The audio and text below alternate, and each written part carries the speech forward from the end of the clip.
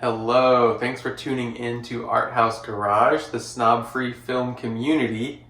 Let's talk about Joker.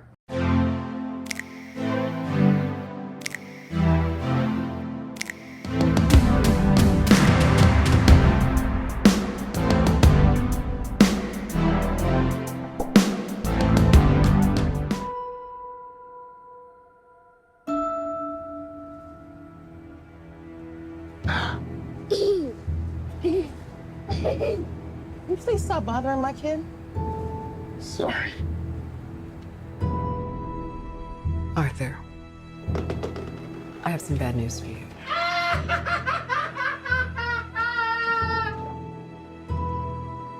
This is the last time we'll be meeting. You don't listen, do you? You just ask the same questions every week. How's your job? Are you having any negative thoughts? All I have are negative thoughts. So this is going to be spoiler-free for the first 95% of it.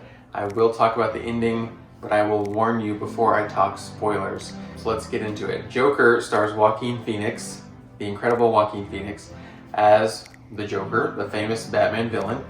He is named Arthur Fleck, is his real name. This also stars Robert De Niro as a talk show host, and Frances Conroy plays Arthur's mother, and the incredible Zazie Beetz from Atlanta is in this as well, and Brian Tyree Henry, also from Atlanta, has a really small role, but there's a lot of interesting, odd Atlanta connections with this. This was directed by Todd Phillips, who previously directed the Hangover trilogy and Road Trip and Old School, a bunch of comedies mostly. So I think a lot of people were wondering, can this comedy bro make a serious, gritty drama out of a comic book story? And it turns out, yes, he can, and it's good. I didn't know how much Batman stuff there would actually be in this, because I heard it was so different than most Batman movies, and that it was more in line with like a Martin Scorsese gritty drama, and that it was disconnected from the rest of the DC universe. And that's all true. That said, this is still a Batman story, and it plays with the Batman mythology in a way that I think is really cool and one of the strengths of the movie. I won't say more about that because part of the fun of watching this is figuring out how it fits into that.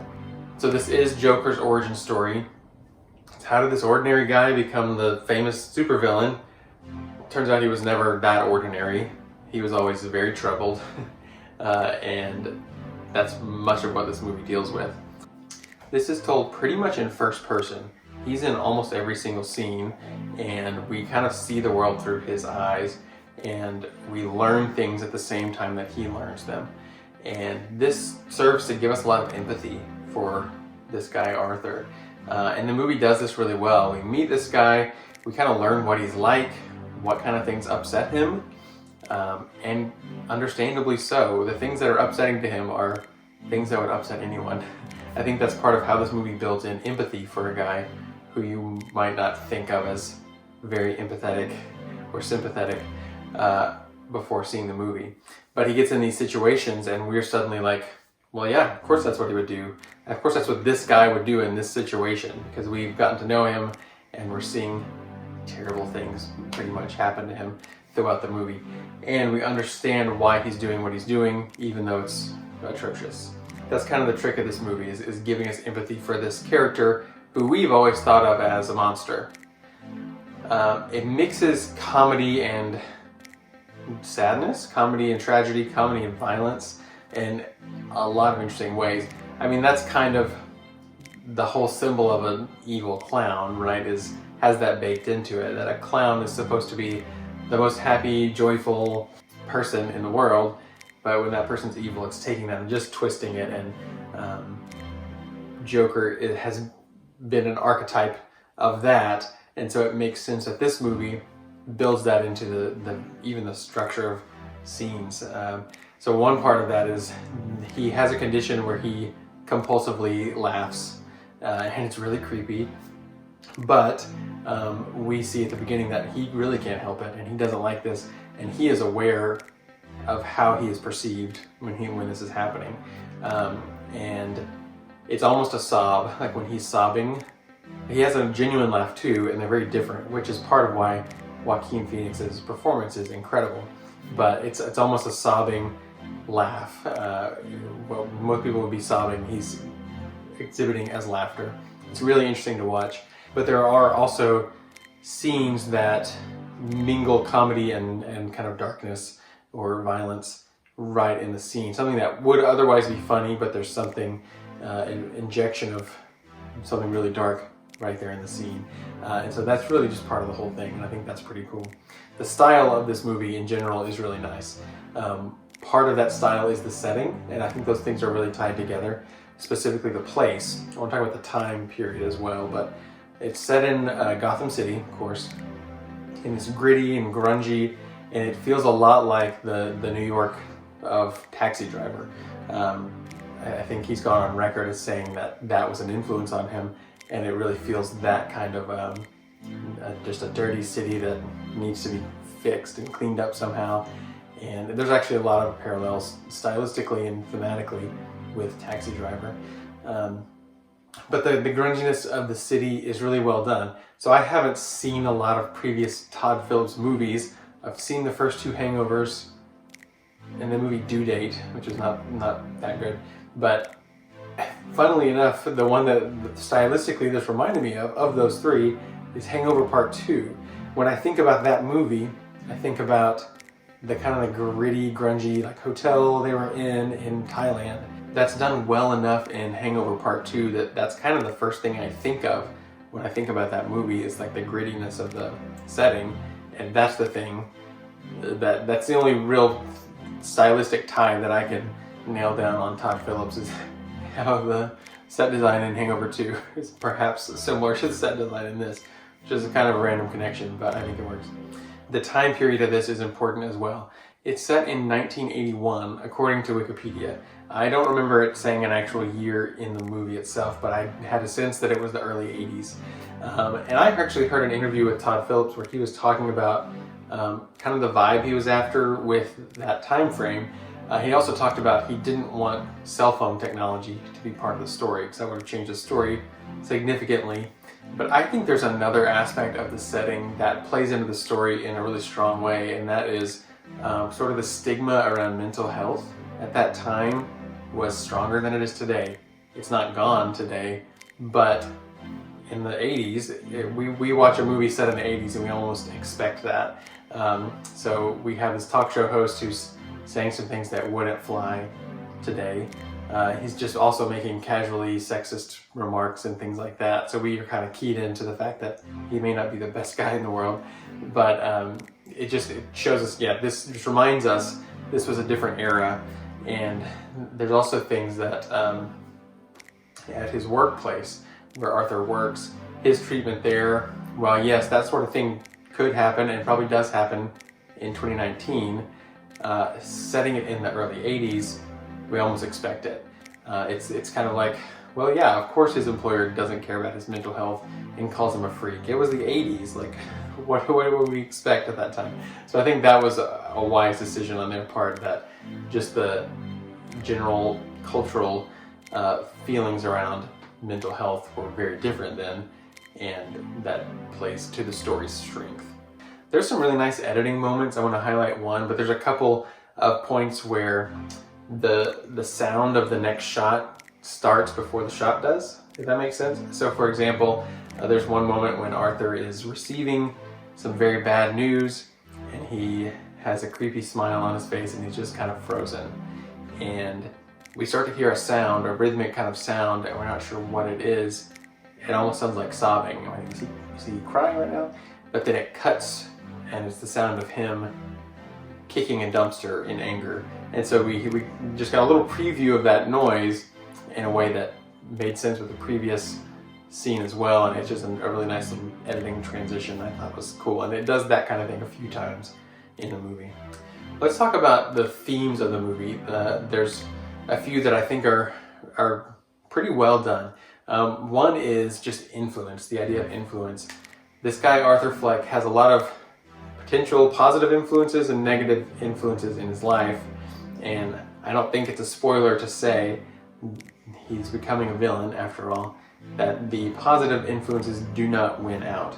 And part of what's frustrating is they almost could, you know, it's just a little, if things had been a little different, maybe this would not have gone so poorly.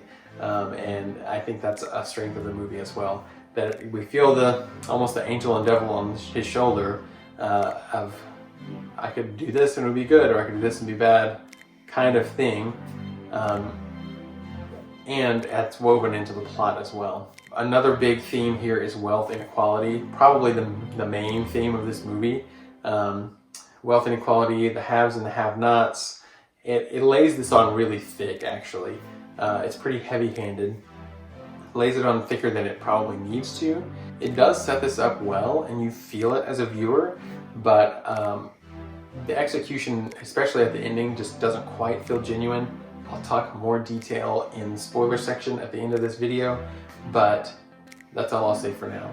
This also isn't the most compelling part of the movie for me. The most compelling theme is the theme of mental health. So it's clear from the beginning that Arthur has a mental illness.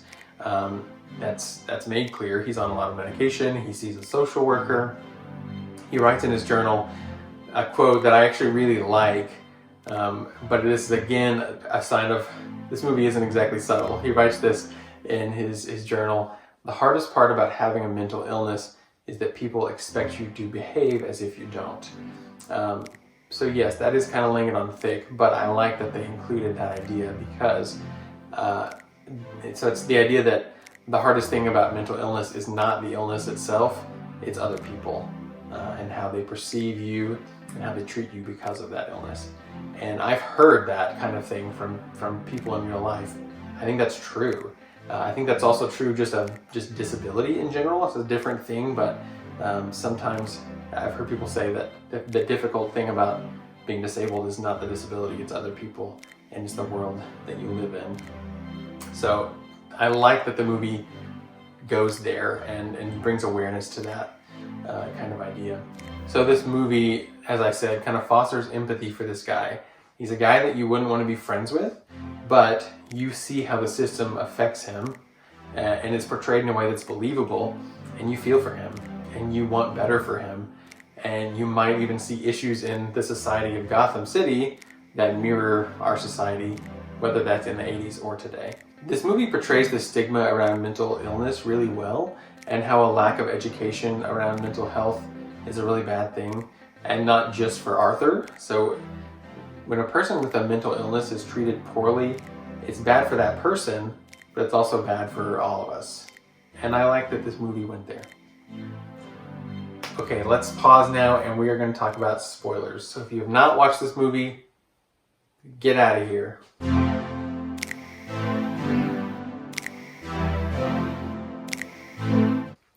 Okay, spoiler talk.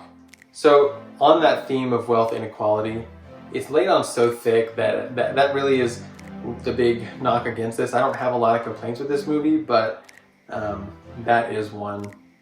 Just not very subtle. So there's a scene early on where Thomas Wayne is on TV and he's talking about how he works for a living and blah blah blah. He really sets him up as the villain there, and it's just not very subtle. You can tell they were trying to get to the Murray Franklin scene at the ending where he's on the show and everything, and they were trying to build to that moment.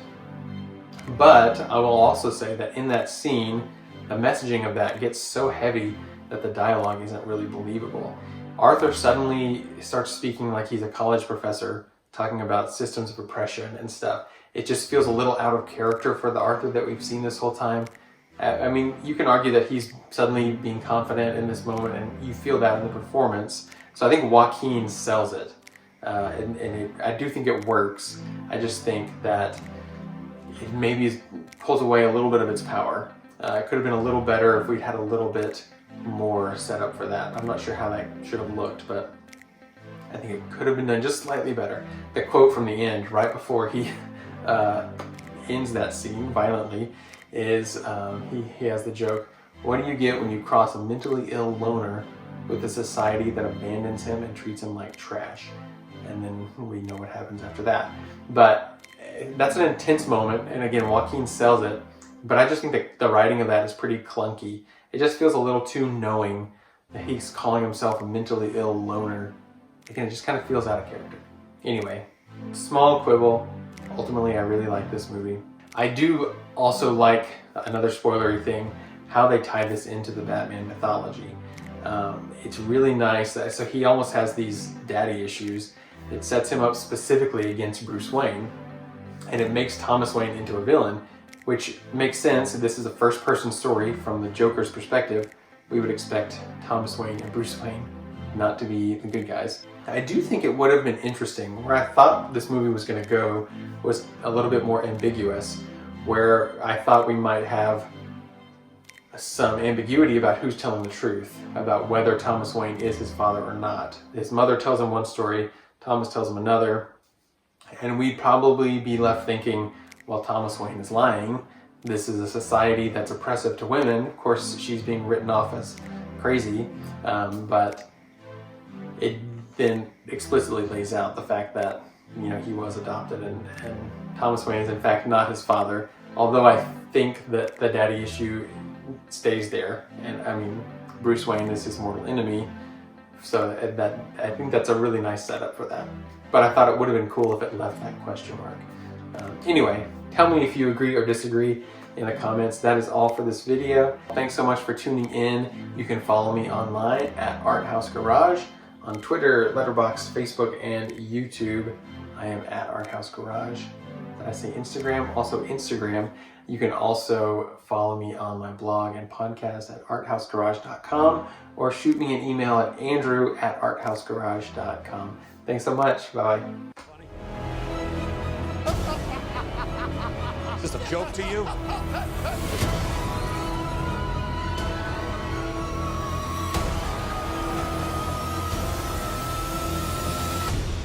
Murray, one small thing. Yeah. When you bring me out, can you introduce me as Joker?